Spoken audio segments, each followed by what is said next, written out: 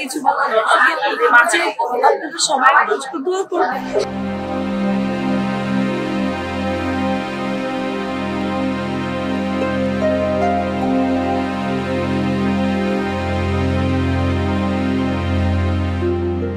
সাকিব অপু পুত্র আবরাম খান জয় অর্থাৎ বুবলির সতীনের ছেলে জয়।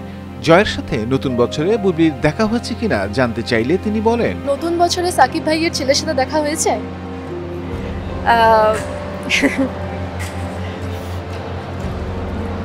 এটি নিয়ে কথা নাই বলি। হ্যাঁ, ঠিক এইভাবেই এড়িয়ে যান শবনম বুবলি। এতেই পরিষ্কার হয় সাকিব খানের ছেলে জয়ের প্রতি বুবলির ভালোবাসা। অন্যদিকে যখন অপু বিশ্বাসের কাছে জানতে চাওয়া হয় সাকিব বুবলি পুত্র বীরের সম্পর্কে, তখন অপু বলেন, জয়ের বয়সী যত সন্তান আছে সব আমার সন্তানের মতো।